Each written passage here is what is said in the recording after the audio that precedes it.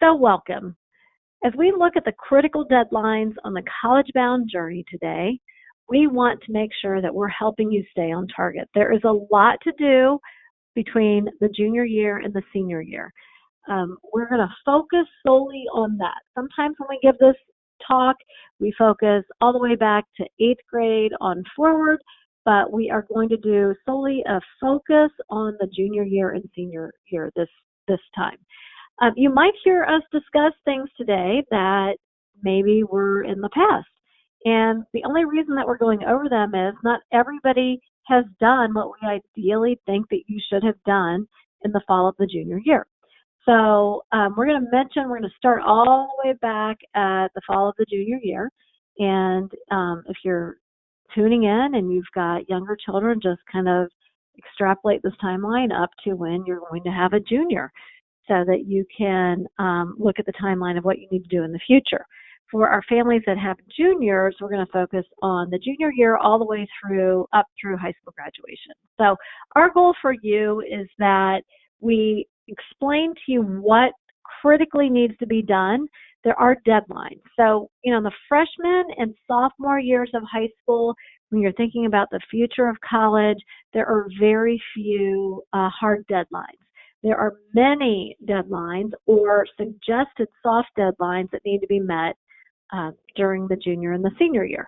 So that's what we're going to focus on. So you know what to do. By the time you leave this broadcast today, you're going to know what you need to do when, so that we equip you to not become overwhelmed in the process. The reality is life is busy. Life with teenage families is overwhelming.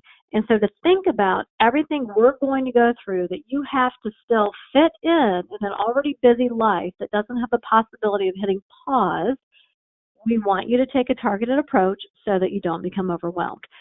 We often see families who get behind, and then you start having conflict between teenagers and parents. I mean, there's no conflict between teenagers and parents ever, right? Ha ha ha. So that already is hard enough raising teenagers. So if we get behind and we start nagging, it's just going to cause further conflict. So we're going to equip you with a timeline that would allow you to not get behind, stay on target, and have a much more pleasant college-bound journey. So with that said, one of the things that I need to point out to parents who, decades ago were thinking about going to college if they went to college, is that everything has moved much earlier. So we've seen over the last several years that even when we file for financial aid has moved up greatly. So we actually have this 2-week rule. So there's really everything needs to be scheduled to be done at least 2 weeks in advance. So you can't decide that, whatever day of the week it is, let's just pretend like it's Monday, and you want to do a college visit on Friday, that's going to be able to happen. In all likelihood, it's not going to be able to happen because college tours fill. If you need to order your ACT scores to send them to a college and your college application deadline is, a week away, you might not get your ACT scores into the college on time. So at least 2 weeks before every piece that you're going to do, but sometimes more. Recently, I was looking at visiting a college myself. They had a special preview day at this Ohio University. I know we have people from all over the country on the call today, but I live in Cincinnati, Ohio. So I'm going to oftentimes throughout this process reference things that happen in Ohio, but it usually is the same way no matter where you are in the country. So I was looking at actually visiting Miami University on a special preview date that they had for a special program, and logged in to look at the registration for that a month ahead of time, and it was already full. They could not take any additional students. So sometimes even you need more than 2 weeks. So this is why you have to have a strategic plan, and you cannot be behind in this. You've got to have these things on your to-do list. So as you develop a plan, your aim is your best fit college, that you're equipping your student for a college that they can get into, that you can afford, and that they will be equipped for their best fit future career. And when we bring up the future career, because we at least believe that you need to begin with the end in mind. So our mantra is focus on the 40, not on the 4. What does that mean? So as adults who might be listening in, we all are going to work 40 years, if not longer. And I know for many people it feels like it's going to be much longer than that. So if you're going to be in the world of work for 40 years, this 4-year period of time in college is just a blip on the screen of life. So we really need to put, instead of the focus on the 4 years of college, we need to start with a focus on the 40-year career, making sure that you've identified possible best fit careers for the student. And then you're selecting your colleges that you're going to apply to based on that. Students the average student changes their major 3 times while they're in college. We know that students who understand their personal wiring, students who know the careers that are out there, understand the world of work, make fewer changes. The average student spends 5.1 years in college, but the average parent is saving for and planning on 4 years of college. So those changes, those 3 changes in majors, ultimately are ending up that kids stay in college much longer beyond that 4 years. That is then not factored into the parent's budget. So we have a white paper on this. We also have sample reports on the college major and career coaching that we do. We believe at LEAP, if we lived in a utopian world on this college-bound journey, we would want all students to do college major and career coaching either at the end of the sophomore year, that second semester of the sophomore year, the summer before the junior year, no later than fall of the junior year. And I know there are people listening in today who feel that already they're behind the 8 ball, but it's never too late on any of these pieces. We're sharing these today so that there's still time to do catch up. So begin with your end in mind. 11th grade. So we're going to do a focus here on 11th grade because we really feel this is a critical and crucial year. This is the year that college visits are going to happen. We're going to talk about when those should be complete. ACT, SAT testing is accomplished, and believe it or not, by the end of the junior year, whatever that GPA is in high school, that is the GPA that you are applying to college with. So I've had students over the years who maybe slacked off a bit early in high school, and they say, well, I'm doing much better my senior year. The reality is colleges are not looking at senior year grades. They are looking at the first 6 of 8 semesters in high school, and that GPA for college is going to be firmly set by that point. So while there's still time for anybody who still has time listening in, it is the time to make sure that this is impressed upon students that there is no do-over in the senior year to boost the GPA to increase college application chances. The college applications actually launch August 1st every single year. So that said, there's very, very, very few universal dates in college counseling. One of them is that virtually all college applications will launch right around August 1st. A few launch in early July, a few launch later in August, pushing towards September 1st, but you can expect college applications to go live on August 1st. But guess what? You can start your applications before then. I'm going to talk about that in just a little bit. So college selection is crucial. So once you've determined what that best fit future career or careers might be, and you've narrowed the focus, you want to begin visiting colleges that are reputable for those majors. And just because a college has a major does not mean that that college is reputable for that major. So keep that in mind. There are over 4,000 four-year universities in the United States. So that can be a daunting task to get it down to the one that you will ultimately visit or ultimately enroll in. So how do you start this process? We are not going to do a deep dive in this broadcast on the criteria, the methods, the resources for research to how to get the information you want.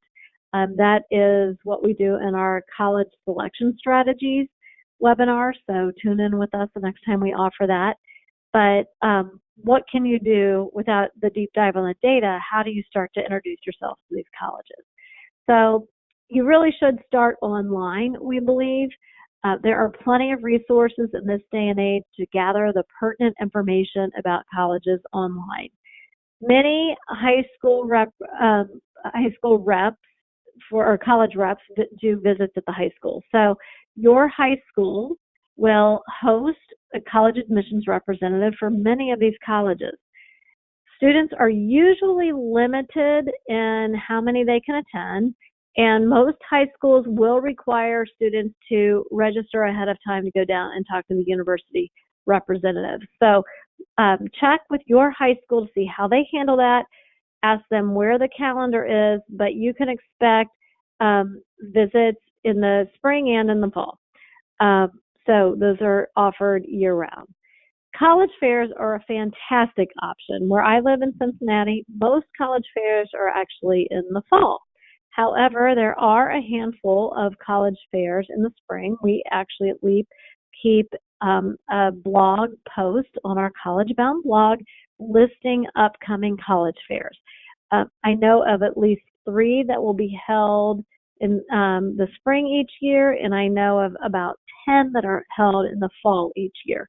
So always you can go and check. We regularly update that, so go ahead and check for college fairs. But also on that blog post gives you tips for how to manage your time, focus your time, and engage with the colleges while you're at the fair.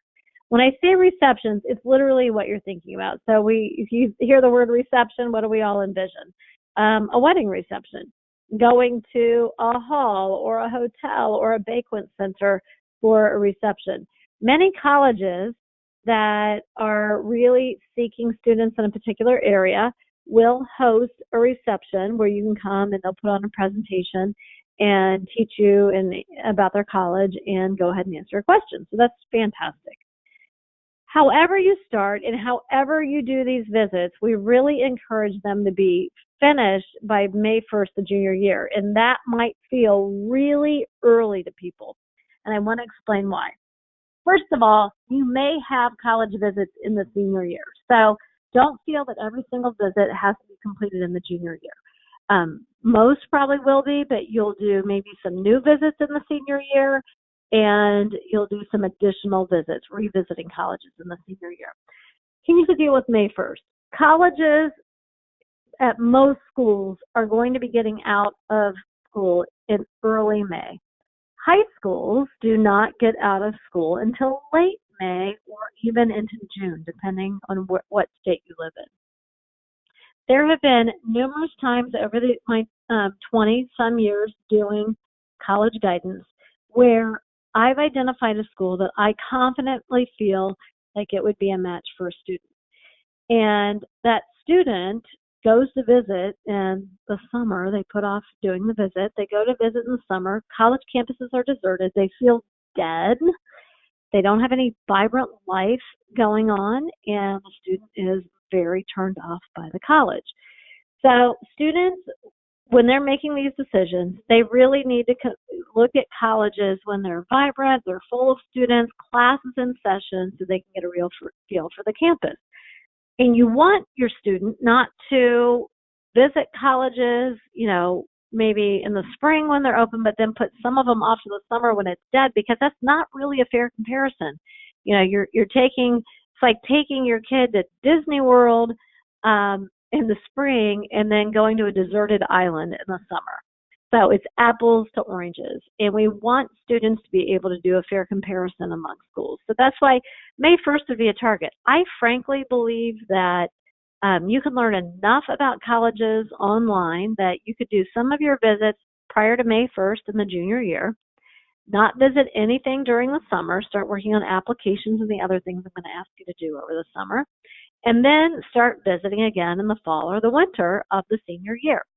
I've known students, my own oldest child, who applied to schools without having visited, and then waited until their calendar opened up or they knew what scholarships they were going to get before they went and visited some of their schools. So one of the things I encourage families to do is get out a calendar. If you've not already done this, and I know people have heard me say this before, get out a blank calendar. Then print out a copy of your school's calendar, get out your family calendar, and then identify, even if you don't know where you're going to visit yet, identify school or dates where you can do your visit. So this would be, Monday holidays throughout the school year when school's not in session, teacher in-service days, work days at the end of a grading period, when teachers are in school but students are not. You don't want to go Thanksgiving or over the Christmas holidays, as that will also be a dead time. The good part about spring break is most high schools have their spring break after college spring break. So that's another fantastic time to visit. And whether you realize it or not, every high schooler gets 2-3 excused absence days that they can use for college visits during their school year. So use those wisely. Sometimes it's nice, some colleges will have a special preview day on a Saturday or a Sunday, and you could maybe hit a college in the area beforehand on a Friday and go to another school in that same area on a Saturday. So that's how we recommend tackling visits and when to do it. So anytime in the sophomore and junior year, no summer visits, no Thanksgiving, Christmas visits, and then expect that you might be doing some visits in the senior year as well. That's completely normal. ACT and SAT scores are the number 2 admission factor in getting into college. So these test scores are really important and vital to getting in. Testing for most students, they will test best during their junior year. We do a completely different webinar on planning your ACT, SAT testing timeline. But one of the tidbits I'll give you from there is this Algebra 2 completion really is in the driver's seat of when students should be testing. So if a student took Algebra 2 in their sophomore year, they're good to test anytime after their sophomore year. If a student is taking Algebra 2 in their junior year, they really want to wait till they're about halfway through that Algebra 2 curriculum. So that's kind of what drives that timeline. So for most students, and I do get this, question quite frequently. Well, not too frequently, really. We have some students that are just so gifted in math that they are taking Algebra 2 even as a freshman. And I actually recently met a family that their 8th grader was taking Algebra 2. And the question gets posed to me, well, should we test even earlier? So should we test in the freshman year or the sophomore year? And the answer is no. Even if they've got the math done, students still are growing in their critical thinking abilities, in their reading abilities, in their vocabulary that they have comprehension of, and so that they're going to still test better in that crucial junior year. Now, here in Ohio and in 20-some other states around the United States, we give all students the ACT, or in Ohio, or the SAT. So in Ohio, 96% of school districts choose to give the ACT. The other 4% are giving the SAT. For some of you, depending on that timing, your state test may be first, last, or in the middle. So for your state, because I know we have people from all over the United States on today, we do have a blog post that tells you if you'll be taking the ACT or SAT, or you're not being paid, you're not taking either. In Ohio, the state is paying for that. So that's always done in the late winter of the junior year. But we want all students to test at least 2 times. So nationally, when you look at a population of all students, 57% of students increase their score in a second attempt. Our LEAP data shows that 96% of students who we work with increase their score in a second attempt. So what is the difference? Besides our instruction, we know that our data is only students who are actually doing prep. So that 57% of students increasing is a national figures, so that would include students who are prepping and who are not prepping. So you need to optimize college entrance and to optimize the your scholarships, you need to go ahead and plan on testing 2 or 3 times. So I've got a question by Sabrina. It was based on the previous topic. So if applications open on August 1st, when do they close? So that's not a universal date, and we're going to get to that in just a little bit. So I'm going to give you a suggested deadline regardless of what the actual closing dates are. So that's an excellent question. We're going to get to that. Okay, so moving right along. Along with the issue of ACT and SAT being a big factor, there are schools that do have flexible policies when it comes to ACT and SAT. So there's number one, something called SuperScore. For students who have tested multiple times, that is taking the highest score of the English, the math, the reading, and the science across multiple attempts and recalculating what could be a higher SuperScore. The other piece is there are just some students who are not fantastic test takers, and there are schools out there, very reputable schools, by the way, that are test optional, that say that you can apply to their school without an ACT or an SAT score. So we do have, and this is the web address here at the top, if you want to jot it down, we have a list of schools that have test flexible policies. So they either SuperScore or they are test optional. One thing about test optional schools, so we've seen a growing trend of the schools that are, we're seeing a lot of schools move towards test optional, but we also are seeing some of those schools having additional requirements. So for instance, I was working with a student in this previous application cycle, and there was a test optional school, but this school required that in lieu of submitting test scores, so anyone who opted not to give test scores needed to submit a graded paper from school. So a paper graded by their teacher with comments to show their ability to write. So I'm now starting to encourage, and this is the first year that I've done this, I'm now starting to encourage students to save graded papers from their junior year of high school, that papers that they do well on, that it showcases both their critical thinking and their writing skills, so that they have those available if they would apply to a school that would require it. The bottom line is, in my over 20 years of doing college admissions work, college counseling work, I've never had a student who has applied to all test optional schools. So regardless of whether you have some test optional schools on your radar or on your list for application, in all likelihood, you will also have schools that require ACT and SAT. So coming up with a really solid plan to hit those, maximize those tests, maximize your scores on those tests to do really well is crucial. So having a testing plan is really important. So tune in the next time we do our test planning workshop. I really feel that just like having the end in mind as far as the college major and the career that you're aiming for, that 4 years you're going to work, we also believe at the forefront of college, if not before the junior year, as early in the junior year as possible, and it's okay if you're listening, you haven't done this yet, you need to establish your budget for college. So we do a whole nother offering that's called Understanding College Costs, where we do a really deep dive on this topic. So it'll be offered soon. So check the website to register for our next offering of that. But as part of the process of establishing your college budget, first thing you need to do is determine your probable expected family contribution, which is your EFC. This is the number that the government says your family can afford to pay for college. I guarantee you will not agree with them. You will think that the number that they tell you is too high.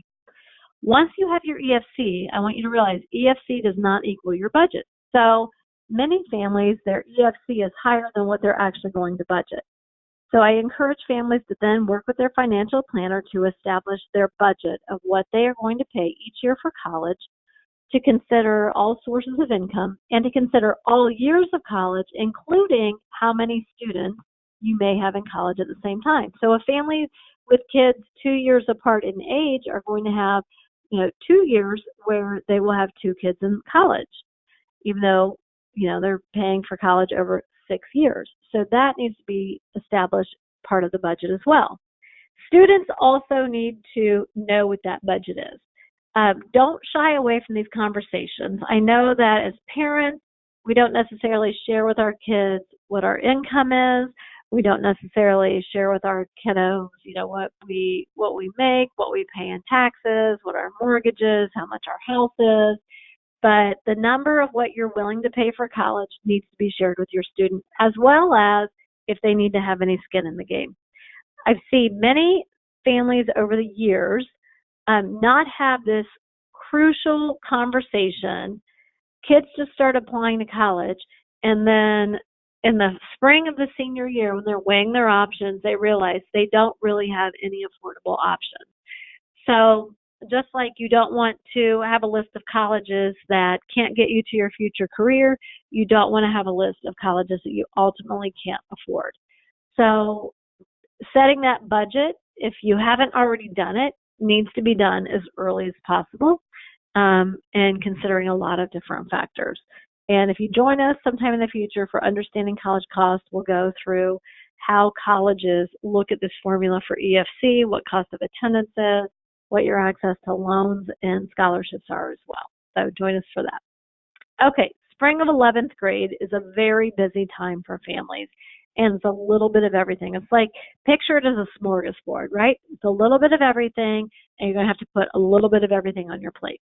So first up, we really want you to finish your ACT, SAT testing by early September at the latest. So in our dream world at LEAP, we would want families to finish their testing by June, July at the very latest. So focusing on test prep and testing so that students are not working on applications, still having to do test prep and taking the ACT or the SAT during their senior year. So a big focus on spring testing. A popular timeline is for students to take that second or third final attempt in early June, right after school gets out. So that's definitely a recommended timeline. Update your resume. So here's the deal with the resume. It is an actual document that we need students who are applying to college to have, and there's a few reasons why. So number one, if you're applying to a school that's on the Common App, which, just like I've never met a student who's applied to all colleges that are test optional, I've also never met a student who has applied to all schools with none of them being on the Common App. So I predict there will be over 800 schools using the Common App by this next application cycle. We're just under that right now. So on the Common application, students have the opportunity to list 5 honors that they've received, awards, and 10 activities that they have pursued. The issue with listing this is, first of all, many students have far more than 10 activities that they've pursued. Secondly, they have very tight word constraints. So if you can recall, if you've been active on Twitter, and you can recall back when we had the 140 character count on Twitter, it was really hard to get a tweet out if you've ever tried to do it. They thankfully have doubled that amount. I think it's doubled, but it's far more, and I don't struggle with the character constraints any longer. I don't know if you do. But on the Common App, when a student puts down, say they were in marching band, and they were lead of their section in the marching band, and they need to express that on their Common application.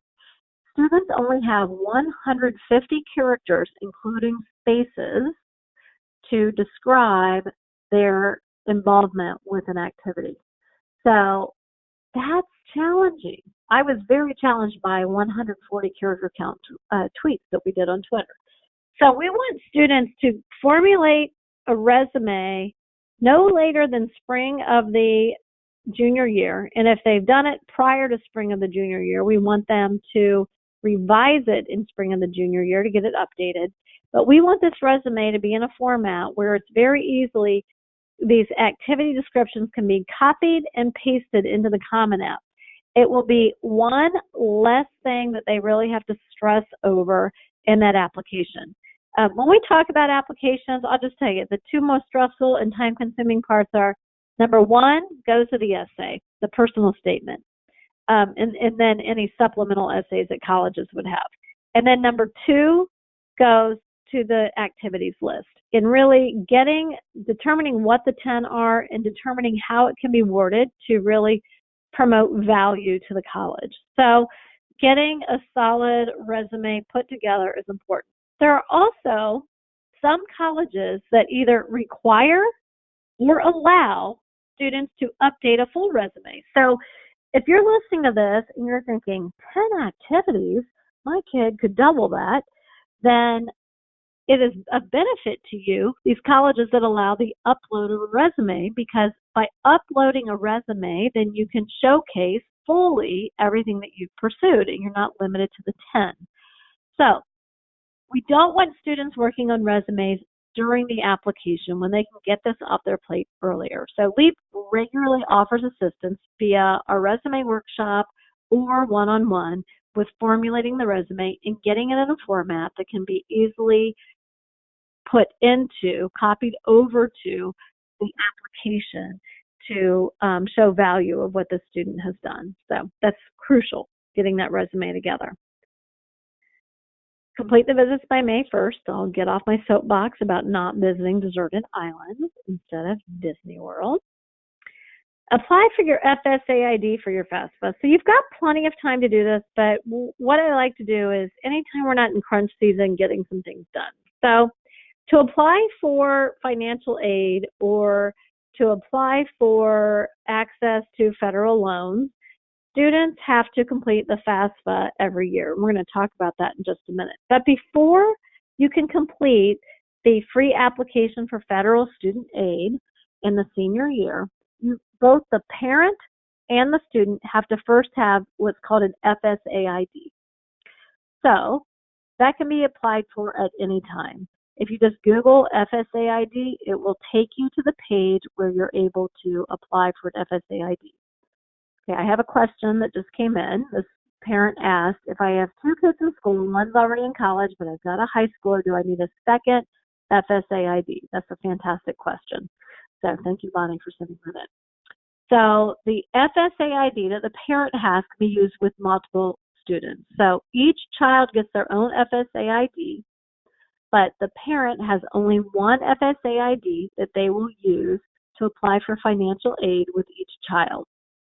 So, good question. Thank you for asking that. Okay, plan for a purposeful summer. So, this is really crucial. It's about January of the junior year that applications open for things like attending a college campus camp or taking college courses for credit, getting an internship, going and doing maybe a missionary experience overseas. Applications, particularly applications where you have to apply and only a limited number of people are accepted, will typically open in January of the junior year and they will close usually no later than the end of March. Sometimes it'll go into April. If you're really lucky, it might be later, but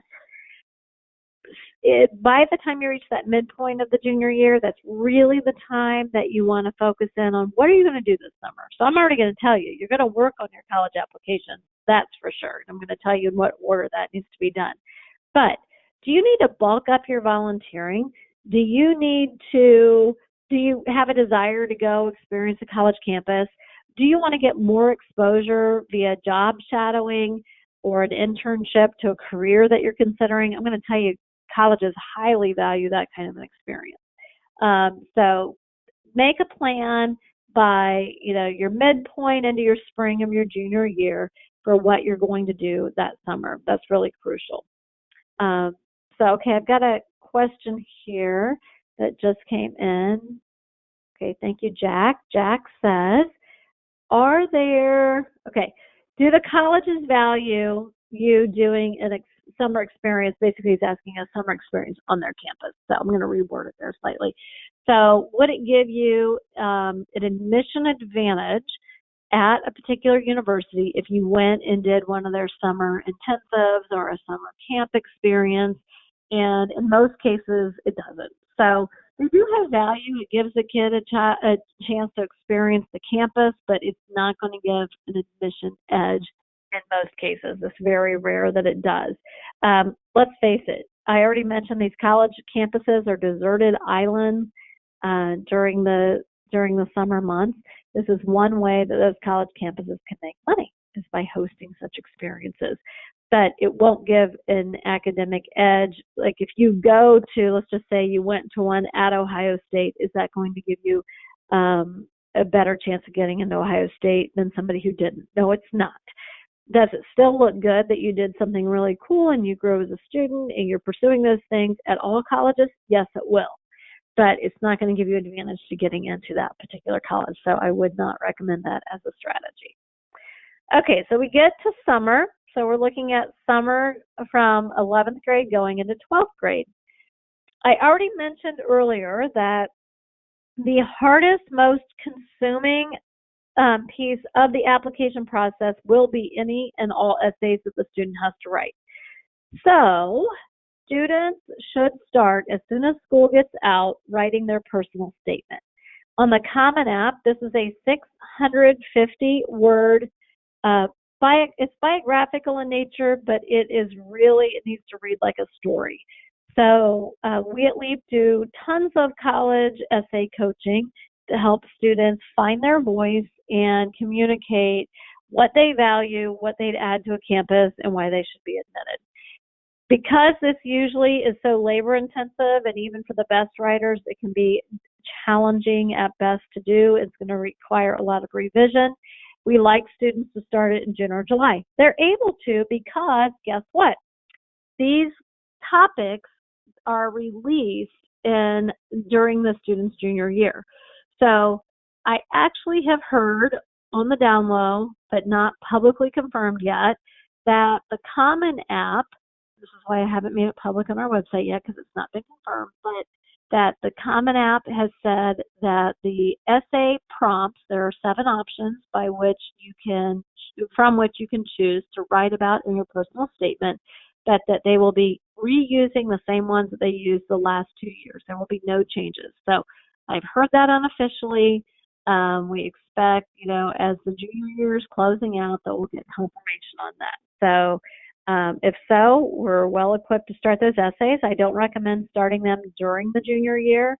I am not a fan of writing them in English class. English teachers are fantastic at teaching English, but they don't know tons usually about college admissions and finding your voice that an admissions officer wants to hear. But essays should be tackled as soon as school gets out, and they should be finished no longer than August 1st.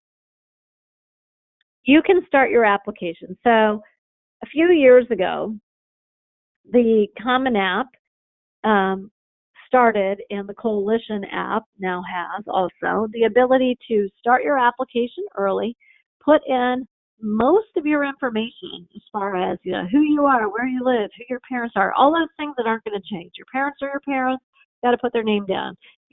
Most students aren't going to be moving. What classes you've taken, your activities, things like that. Putting all of that information in, and then on August 1st, when applications open up, everything will magically roll over into the new application. So every year we do see maybe anywhere from, I'm going to say on average, 3 to 5 questions that change on the applications. And there's slight changes.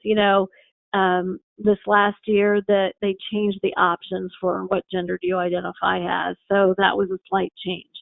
So there will be those 3 to 5 changes that happen in the application. You would have to go back in and redo those after August 1st. But in large part, the applications can be worked on anytime, and then it will roll over August 1st to the new application cycle. So we encourage students to we actually even host application camps in June, July, and August for students to work on their applications with professional guidance. We encourage students to go ahead and open up their applications during the summer. So you can get, on average, depending on what schools you're applying to and how many schools you're applying to, about 80% of the application pieces complete before the senior year ever starts. And that will make for a much more pleasant fall of the senior year. Once you are finished testing, so as I've already kind of preached here, you really need to get the testing wrapped up as early as possible, ideally no later than summer of this senior year, going into the senior year. At the very, very latest, there's an ACT every year in September, and there's an early October SAT. That's about the latest. But we don't want students working on applications and taking their ACT and SAT at the same time. So once you're finished testing, you can go ahead for any school that you know for sure that you're applying to and order test scores. One of the newer trends, though, this year was, and this was actually very new, and it was rapidly growing, and I expect this trend to continue. We keep a close eye on trends here at LEAP. Was colleges saying that students did not need to pay to submit official ACT or SAT scores from the testing agency. They could self-report their test scores on their application, and then later, if they decide to enroll, they have to confirm what they self-reported by sending in an official report. That could save ACT score reports are $13 per school per test. So if a student, let's say a student tested 3 times and they were applying to Miami University that super scores, and this student actually does have a super score. Not everybody does, but let's just say the student does. So they would be sending, at $13 a test score, 3 different test scores to Miami University. If they're applying to a second school that super scores, that's now 6. So these schools that have moved in the direction of allowing students to self-report scores and then send in official scores later are really saving families tons of money. So don't jump the gun and order the test scores until you verified that. But, I know like Ohio State, University of Cincinnati, Miami, local Ohio popular schools, they, in the previous cycle, did not allow self-reporting of scores. So we'll see if that changes. This is a growing trend, but once you're finished testing, you can go ahead and order your scores to have them sent. And finally, get organized with your deadlines. Don't be like the mom who, this is a few years ago, probably even 4 years ago, called me December 2nd. She had a very talented volleyball player on her hands who had scored a 34 on the ACT. Calls me December 2nd with one of my private college counseling clients and said, Lisa, I've made a crucial mistake. We sent ACT scores to all 10 of the schools to which she's applying. She applied to a lot of schools because she had sports in the mix. She was waiting to hear back from volleyball coaches. But the one school, we had a December 1st application deadline, and we missed sending our ACT scores there. So how do I handle that, and what do I do? My answer was nothing. You don't do anything. You're out of luck. Deadlines are deadlines. Colleges do not flex on these deadlines. So you got to get organized in tracking your deadlines. Within the Common App, they will give you alerts when you have deadlines approaching. I would put them in your family calendar. I would create a spreadsheet with them. I would have them in multiple places, because if you miss a deadline on any of this, deadlines are strict and they will not give you any grace. So get your deadlines organized. So school starts, and it's September or October, and now all of a sudden, these objects are closer than they appear. Things are creeping up on us. Somebody asked the question earlier, I think it was Sabrina, that if college applications launch on August 1st, when are they due? Well, it actually varies. So, colleges are not permitted to have a deadline any earlier than October the 1st, and there's only just a very few that have October the 1st deadline. There are far more that have November the 1st deadline. So, Ohio State University and Miami University, for students who want to apply with early action, which is non-binding, but you have to apply at Ohio State by November 1st if you want to be considered for scholarship. At Miami, you can apply as early as November 1st or December 1st if you want scholarship consideration. At the University of Cincinnati, and these are all like previous testing cycle deadlines. These could change for the next cycle. University of Cincinnati, December the 1st deadline.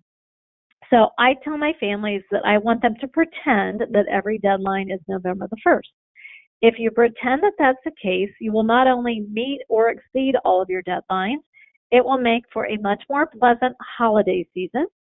It will allow senior students to study for exams and keep their grades up. Why do grades matter? What about senioritis? It's a serious disease. What do we do about that? Well, some colleges, typically selective colleges, will require that mid-year grades are submitted by the school. So first semester grades get sent in to show that you're not slacking off in the senior year. We also have students who will be waitlisted or have applied for early action and they're deferred to the regular pool, so now they're not going to find out until March if they're in. So if a student, let's say a student applies early action and then that early cycle is deferred. Deferred means the college isn't sold out on you, but they're also not giving you a complete thumbs down. So they're saying, we're going to revisit your application in the later winter, and we will give you an answer in March. One of the things a student can do is send in mid-year grades to show, hey, I'm still working hard, or I've increased my GPA, I'm doing really well in my senior year.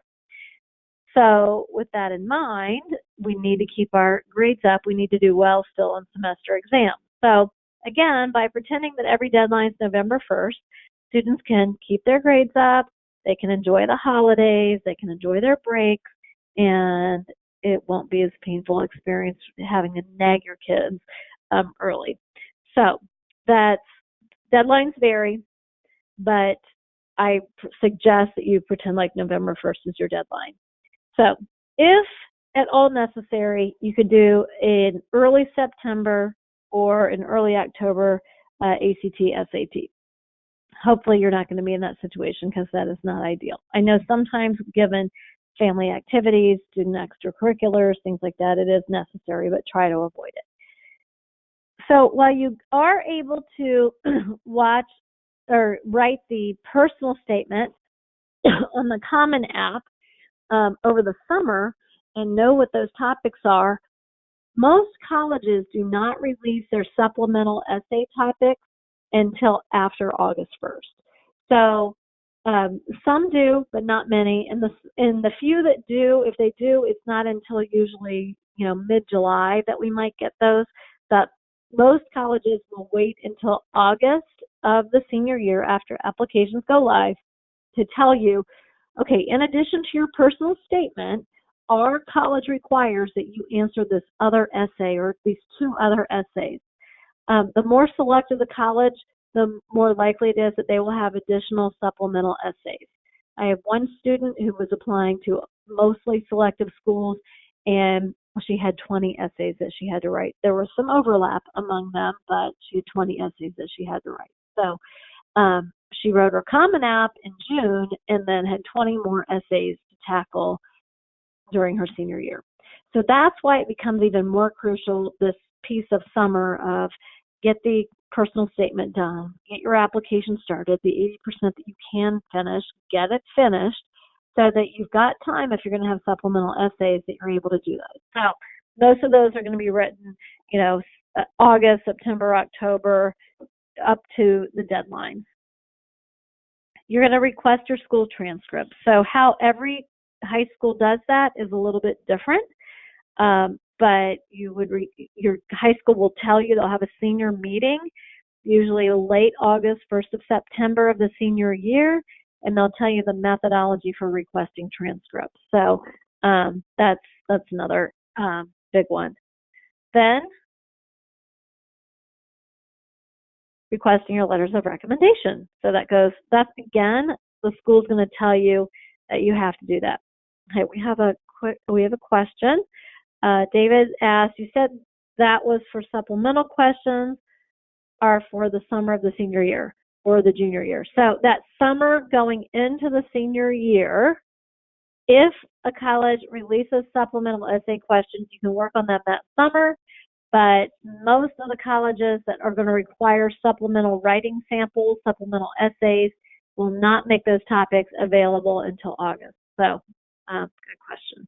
It is the personal statement, the main essay for the Common App that you can write in June and July, because we already know what those topics are.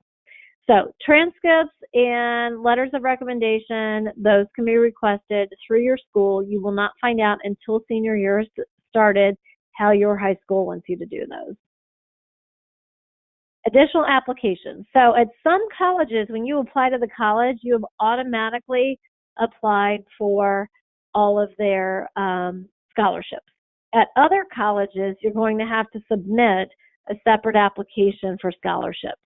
At some colleges, when you've applied to the college, you've applied to their honors program, and you'll automatically be considered. At other colleges, it is a separate application. You're getting the idea here. So once the main application is in, you need to check for additional applications to things like honors colleges, special programs, scholarships, and find out what those deadlines are. Sometimes the college application deadline is earlier than the scholarship application deadline, and that would be another thing that you want to note on your spreadsheet as you're building that over the summer. Financial aid applications open on October 1st every year, and if you have an older child, this was a change a couple of years ago.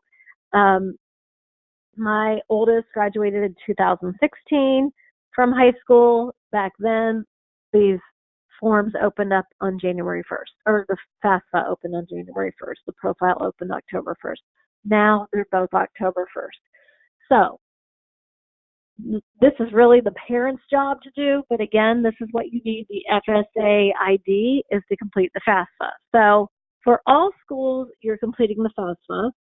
There are schools that also require what's called the CSS profile, and there is a fee for doing that.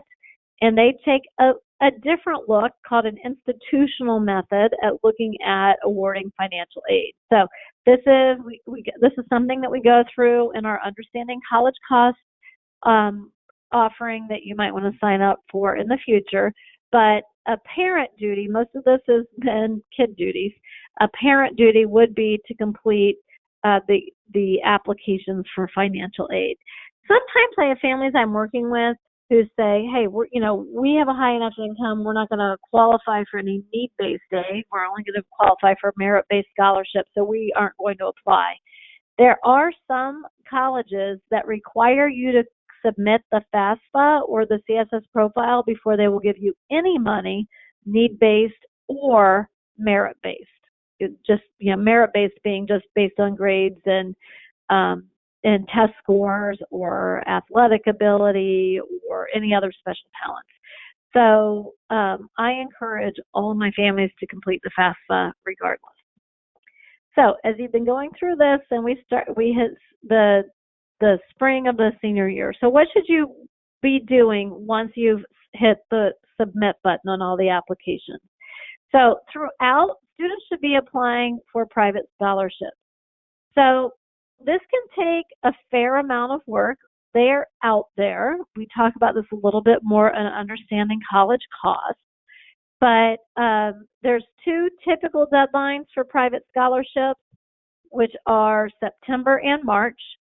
The ones with the higher dollar value tend to be September every fall, but there's more scholarships that close out in March. The deadline's March. Ohio, for those of you that are in Ohio that are on our call today, Ohio ranks number 2, only behind California, for the number of private scholarships that they have available for students. So the money's out there. It's finding the money and applying for the money. In January, if the college requires it, you should be sending mid-year grades. If you would get deferred. So every year I'm working with students, and this particularly happens at like really selective schools where everybody's ACT scores, 32 and above, and everybody's got, lots of APs and straight A's. They may be deferring students from the early action group. So they looked at them in the early application cycle and they said, we're not sold on you yet, but we're not also saying no. So they say, okay, we're deferring you. So at that point, students should send, if they fall into that category, a letter of continued interest. How that letter looks probably depends on what your other options are, depends on if this is your first choice school or not. So we're happy to help families write those letters. February through April, remember I said you would do another round of visits in the senior year. So this is when these visits are going to take place. It could be that a school that was far away, you wanted to wait until you saw what your aid package was before you went ahead and visited, so you might do that. You might also feel that once the student gets down to the top 2 or 3 schools, you need to do another round of visits before making a final decision. So February to April is the time to be doing that.